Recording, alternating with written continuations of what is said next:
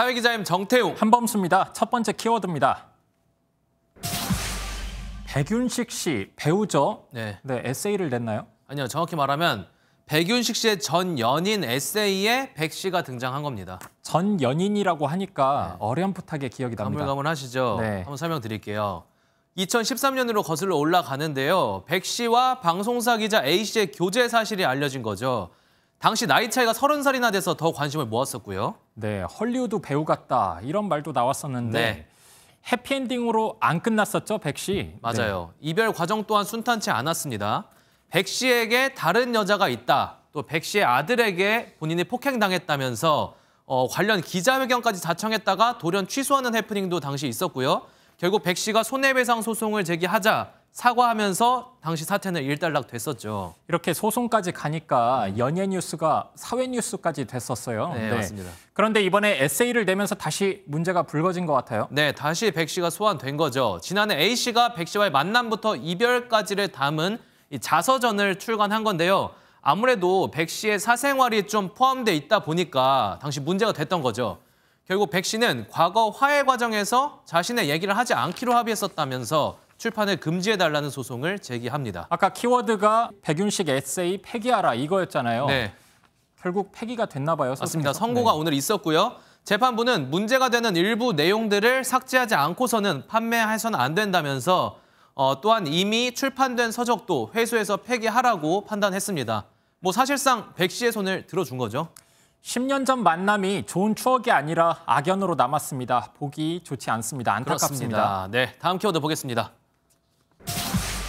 경찰 찾아오면 이렇게 해라. 누군가 작당 모의 할 때 나올 법한 말인데. 네, 숙박업소 주인이 손님한테 이런 말을 했습니다. 네. 자, 경찰이 찾아오면 친구 집 온 거라고 해주세요.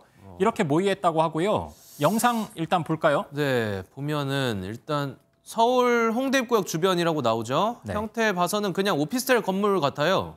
맞습니다. 일부 호실이 그런데 에어비앤비, 그러니까 숙박 공유 시설로 사용되고 있었습니다. 오피스텔은 주택이 아니거든요. 원래 숙박업소로 등록 못합니다. 코로나 터지고 나서는 줄었는데 요즘엔 조금 는 것 같아요. 외국인이 많이 찾는 관광지다 보니까 다른 오피스텔 건물들 역시 불법 숙소로 활용되고 있습니다.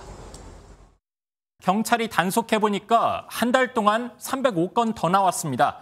건축물을 불법 증축해서 숙박업소로 활용하고 20개 넘는 호실을 마치 작은 호텔 운영하듯이 쓰고 있는 업주도 있었습니다. 숫자로 봐선 뭐 많이 잡아내긴 했습니다. 하지만 드러난 건 빙산의 일각일 것 같단 말이죠. 네, 이미 잡힌 업주들조차 잠깐 눈치 보다가 다시 영업하고 있습니다. 잡히면 벌금 묻니다. 그런데 코로나 끝나고 여행객 밀어 닥치는 마당에 이 정도는 대수롭지 않다는 거죠. 손님 더 받으면 된다, 이런 생각인 겁니다. 네, 문제네요. 미신고 없으니까 뭐 당연히 위생, 소방시설 제대로 안 돼 있을 거고요. 네, 그것도 문제고요. 불법 촬영과 같이 범죄 문제에도 취약하다고 합니다.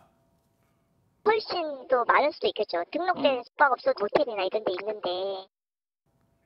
업주들의 단속 회피 요령도 생기고 있습니다. 손님한테 단속 온 경찰한테 문 열어주지 마세요, 이렇게 당부하기도 하고 순찰차 주차 방해할 때도 있었습니다.